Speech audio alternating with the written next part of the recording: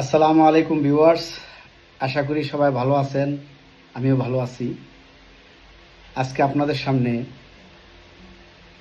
কয়েকটি ব্যক্তি বললে ভুল হবে, কয়েকজন মহান ব্যক্তি সম্পর্কে সংক্ষিপ্ত কয়েক মিনিট কিছু কথা বলবো। আমি এক নম্বরে বলবো জনাব মাহমুদুর রহমান সাহেবের ব্যাপারে, যিনি দৈনিক আমার দেশ পত্রিকার সম্পাদক বা মালিক যাই বলেন।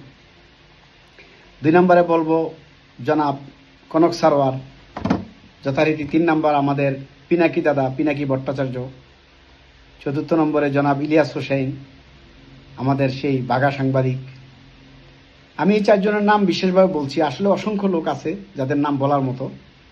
তো এই চারজনের নামে আমি কি বলতে চাই এবং কেন তাদের নাম উল্লেখ করছি, আসলে আমি এই কথাই বলতে চাই যে আজকে যেটা বর্তমানে আমরা দেখছি বা আমরা শুনছি বা পড়তেছি, সেটা আগামীর দিনে হবে ইতিহাস।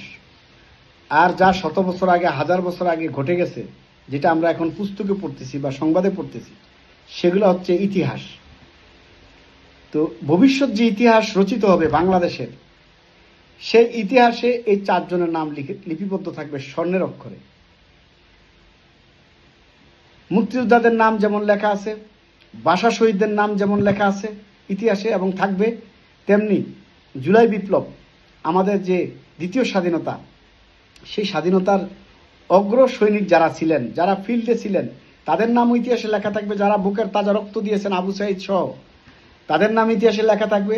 তেমনি যারা অনলাইন এবং মিডিয়ার মাধ্যমে আমাদের সামনে আমাদের নেতৃত্ব দিয়েছেন বা দিক নির্দেশনা দিয়েছেন বা বিভিন্ন তথ্য উপাত্ত দিয়ে আমাদেরকে জাগ্রত করেছেন, আমাদেরকে বিভিন্ন জ্বালাময়ী বক্তৃতা এবং উপস্থাপন দিয়ে আমাদেরকে সেই আমাদের ভিতরে চেতনা জাগিয়েছেন, এই বিশেষ করে এই চারজনের নাম আমি বললাম, যদিও অসংখ্য নাম বলা যাবে।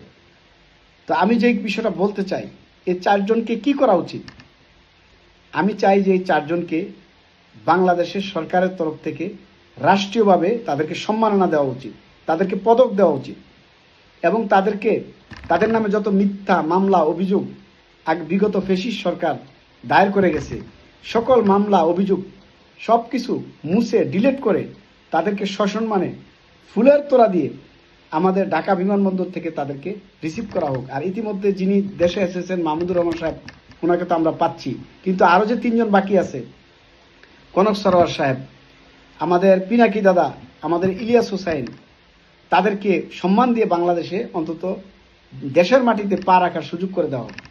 যদিও তারা ইচ্ছা করলে আসতে পারে, তারা আসছেন না, হয়তোবা তারা আরো বড় কোনো কাজ আমাদের জন্য করছেন, বিদেশে আমাদের অনেক তথ্যপাত্র সংগ্রহ করে আমাদেরকে দিচ্ছেন। আসলে বাংলাদেশে অনেক ক্ষেত্রে অনেক কিছু প্রকাশ করা যায় না বা অনেক কিছু তথ্য, গোপন তথ্য পাওয়া যায় না, কিন্তু বড় বড় কান্ট্রিতে থাকলে বা বিদেশে থাকলে ফ্রিভাবে অনেক কিছু করা যায়।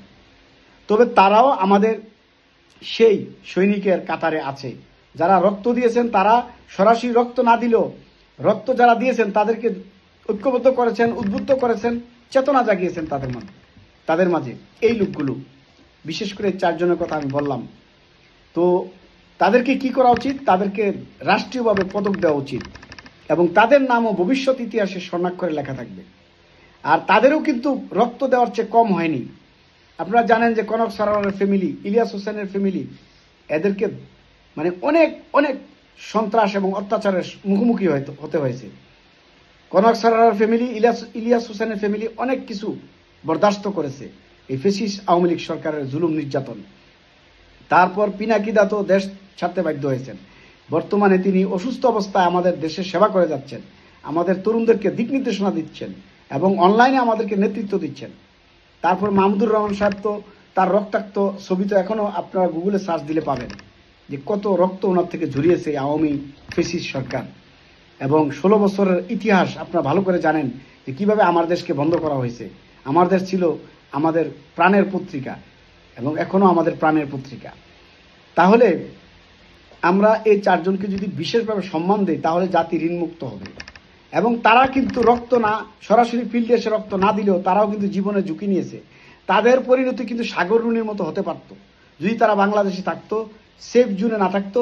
তাদেরকেও সাগর রুনির মতো হত্যা করা হতো, তাদেরকে গুম করা হতো, তাদেরকে আয়না করে নিয়ে বছরের পর বছর আটকে রাখা হতো। আমরা বঞ্চিত হতাম তাদের বিশ্লেষণধর্মী এবং তত্ত্ববহুল বিভিন্ন তত্ত্ব এবং সংবাদ থেকে। তাহলে আমাদের উচিত এই চারজনকে সম্মান দেওয়া এবং অচিরে বাংলাদেশে এনে তাদেরকে বিশেষ সম্মানে ভূষিত করে দেশের মাটিকে ঋণমুক্ত করা। আশা করি আপনারা আমার সাথে একমত হবেন। আসসালামু আলাইকুম।